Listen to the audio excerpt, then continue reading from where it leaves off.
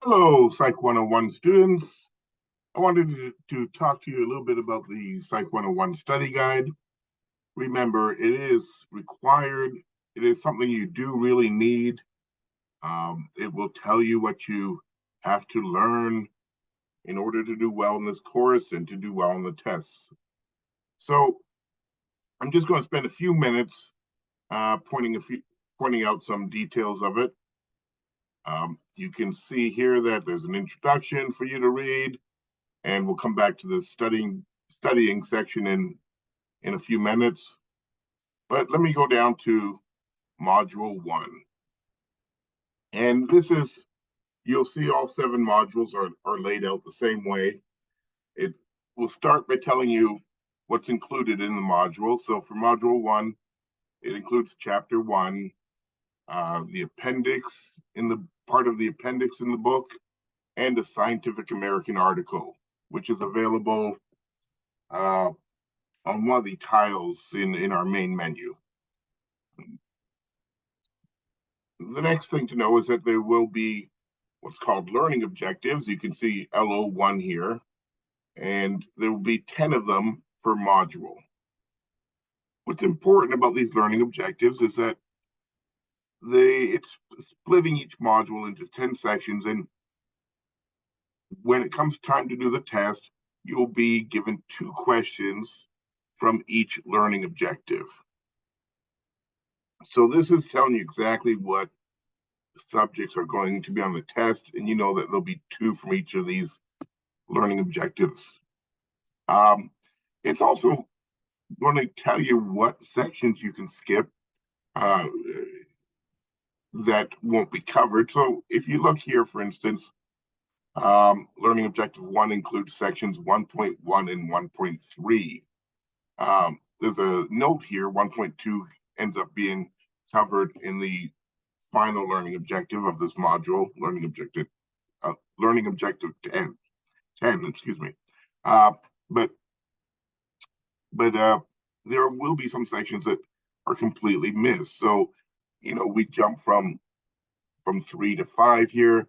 You don't have to know section 1.4. It's fine if you go ahead and read it, but it's not something you want to spend a lot of time studying, because we won't be asking you any questions from that particular section of the textbook.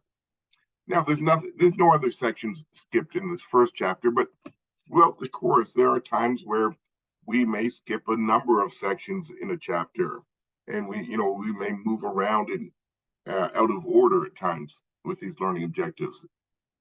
This is really your guide to what you should be learning, and it's best to kind of go through these learning objectives one at a time and make sure you know them. I wanted to point out in learning objective 2 here, these 5 interconnected domains, you can see they cover only 2 pages of the textbook, page 17 and 18. It's a really small section, and yet there will still be 2 questions on the test from these 2 pages. So this is a good area to make sure that you're familiar with. It's only a couple pages long, and you know that if you know it well, you're going to get 2 questions on the test correct. Some of the other learning objectives may be much longer than that, but it's good to pay attention to each learning objective and make sure that you know them.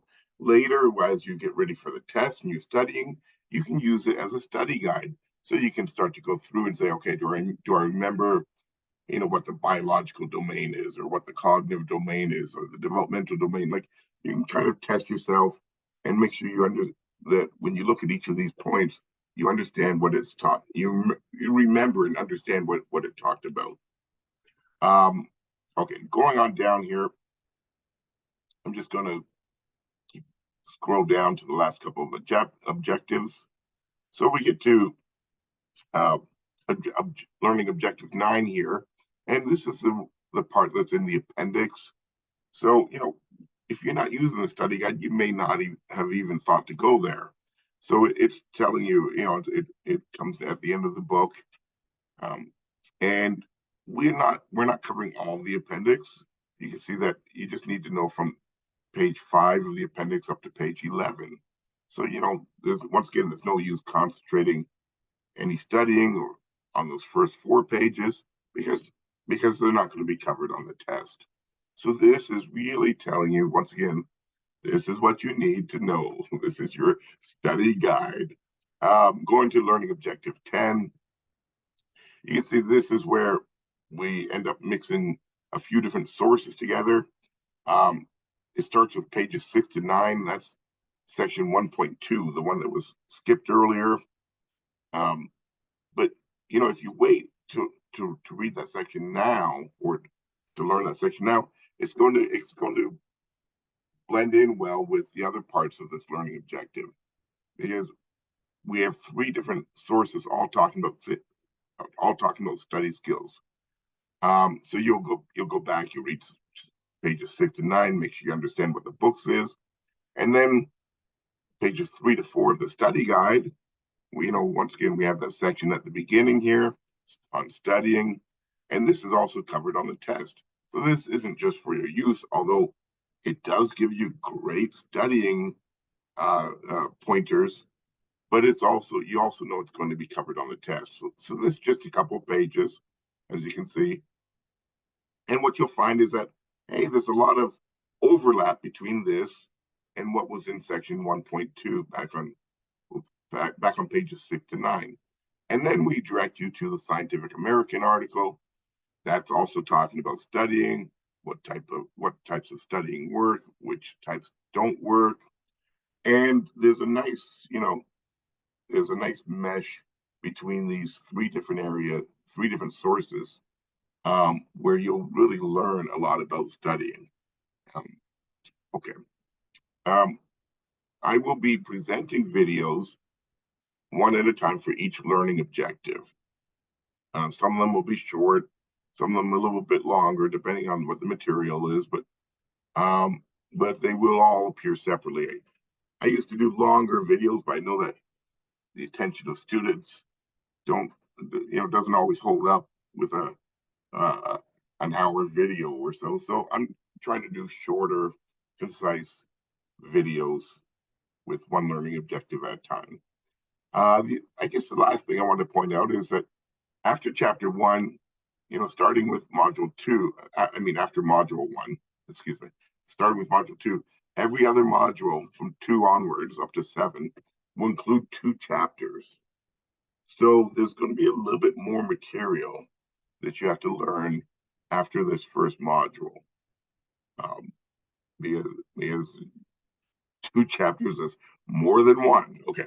Anyways, I think that's all I want to do about this. I'm just going to check my notes here. Yep. Okay.